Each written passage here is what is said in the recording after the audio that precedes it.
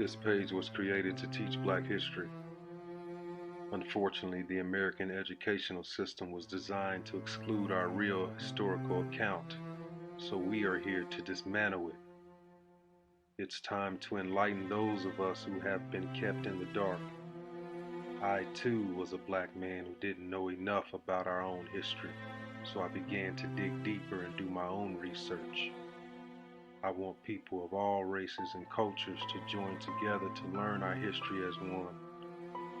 Here, I will share all of my findings. Please share and support teaching Black history.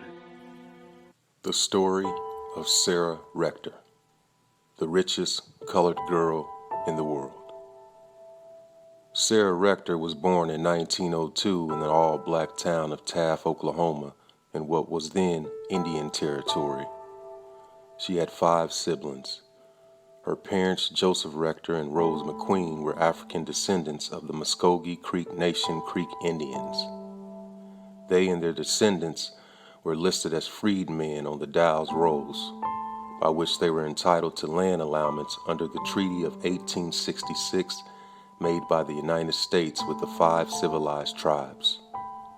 Almost 600 Black children, or Muskogee freedmen minors, as they were called, and Sarah Rector was allocated over 159 acres of land. This was a mandatory step in the process of integration of the Indian Territory with Oklahoma Territory to form what is now the state of Oklahoma. The parcel allocated to Sarah Rector was considered inferior, infertile soil, not suitable for farming.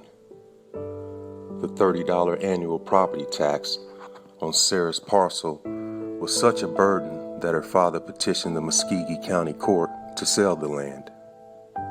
His petition was denied because of certain restrictions placed on the land, so he was required to continue paying the taxes. To cover this expense, in 1911, Joseph Rector leased Sarah's parcel to the Standard Oil Company. In 1913, the independent oil driller D.B. Jones drilled a well on the property which produced 2,500 barrels of oil a day. Rector began to receive a daily income of $300 from this strike. The law at the time required full-blooded Indians, Black adults, and children who were citizens of Indian Territory with significant property and money to be assigned well-respected white guardians. As soon as Rector began to receive this windfall, there was pressure to change Rector's guardianship from her parents to a local white resident named T.J. Porter, an individual known to the family. Rector's allowance subsequently became part of the Cushing Drumright oil field. Rector received royalties of $11,567 in October 1913. News of Rector's wealth spread worldwide. She began to receive requests for loans, money gifts, and marriage proposals, despite the fact that she was only 12 years old. Given her wealth, the Oklahoma legislature declared her to be a white person so that she could be allowed to travel in the first-class accommodations on the railroad. In 1914, an African-American journal, the Chicago Defender, began to take an interest in Rector, just as rumors began to fly that she was a white immigrant who was being kept in poverty. The newspaper published an article claiming that her estate was being mismanaged by her family. This caused national African American leaders Booker T. Washington and W.E.B. Du Bois to become concerned about her welfare and mismanagement of Rector's estate. This prompted Du Bois to establish the Children's Department of the NAACP, which would investigate claims of white guardians who were suspected of depriving Black children of their land and wealth. Rector was already a millionaire by the time she turned 18.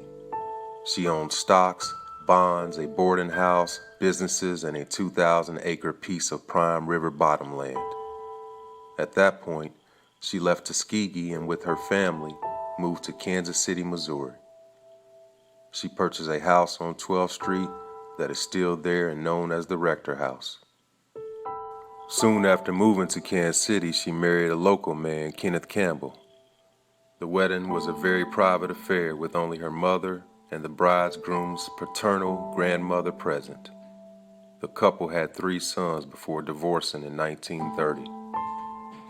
Rector lived a comfortable life enjoying her wealth. She had a taste for fine clothing and fast cars. She was frequently ticketed by the police in the city for speeding. She hosted frequent gatherings at her home for the leading members of the nation's African American community. She also was remembered for sending her chauffeur to drive the children of the neighborhood to school. In 1934, Sarah married William Crawford. They owned a successful restaurant together.